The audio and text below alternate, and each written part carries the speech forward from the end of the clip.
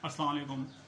आज मैं बात करूंगा आर्टिकल 130 के मुतालिक। आर्टिकल 130 बेसिकली द कैबिनेट को डील करता है चीफ मिनिस्टर की।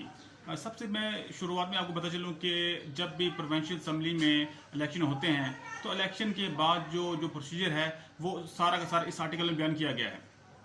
अब इलेक्शन के जब कंडक्ट होते हैं, जब रिजल्ट आ जाते हैं तो 21 दिन के अंदर अंदर जो है सूबाई असम्बली का सेशन गवर्नर ने कॉल करना होता है और उसके बाद पहले ही सेक्शन में स्पीकर, डिप्टी स्पीकर के चुनाव होता है और इसी के साथ ही चीफ मिनिस्टर का भी जो मेजॉरिटी ऑफ वोट्स जो लेके पार्टी आती है उसमें से इंतखाब करना होता है।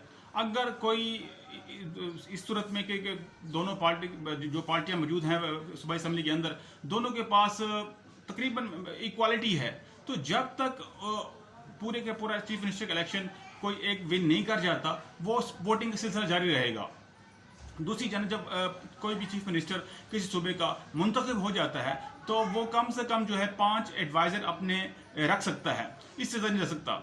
और इसके अलावा जितने भी जो कैबिनेट उसकी मेंबर्स जो उसके नीचे मिनिस्टर काम करते हैं वो मैक्सिमम जो है टोटल मेंबरशिप से 11% से ज़्यादा नहीं होनी चाहिए, यानी कि और इसकी या 15 मेंबर जो है एडवाइजर मिनिस्टर जो है एक चीफ मिनिस्टर के हो सकते हैं पूरे उसके जो प्रोविंस में। तो ये दी गई है लाज़मात। इसके अलावा जो एक शिक इसके क्लास 7 में लिखा गया कि जो 2010 में जो अमेंडमेंट हुई थी कि सूबों के जो प्रोविंशियल ऑटोनॉमीज दी गई हैं, इख्तियारात दिए गए हैं, वो जो है 18वीं तरमीम और जो है एक शिक रखी गई 2010 में। उसके तहत जो है गवर्नर को एडवाइज़र की जो तादाद है मखसूस कर दी गई है, वो जो 15 तक महदूद कर दी गई है। इसके अलावा जितने भी लवाजमात हैं वो चीफ मिनिस्टर जो है वो एडवाइज कर सकता है गवर्नर को अपने फंक्शन के अमूर को सही तौर पर अंजाम दही के लिए। इसके अलावा जो गवर्नर है इस आर्टिकल के तहत वो ये उसको अख्तियार है नहीं है कि वो चीफ मिनिस्टर को रिमूव कर सके उसके ऑफिस से।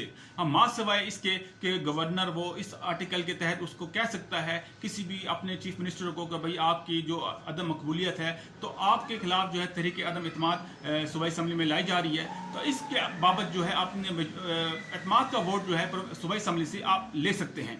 उस पर जो विदिन 7 डेज के अंदर इलेक्शन होते हैं उसके प्रोविंस असम्बली के अंदर, उस पर वो जो है दोबारा चीफ मिनिस्टर का चुनाव होता है कि अदम इत्माद का जो है वो तभी हो सकती है वो अदमाद का वोट लेता है। इसके अलावा जितने भी क्लॉजेस इसमें मजीद दी गई हैं उसके तहत जो चीफ मिनिस्टर सूबाई का हेड होता है और वो सूबे को मामला चलाने के लिए कुल्ली इख्तियार रखता है।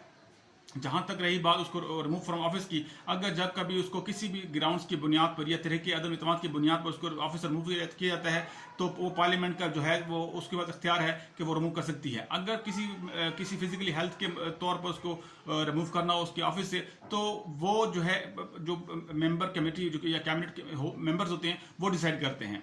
अगर खुद से रिजाइन देना चाहे चीफ मिनिस्टर तो गवर्नर को अपना इस्तीफा वो पेश कर सकता है। ये है आर्टिकल 130।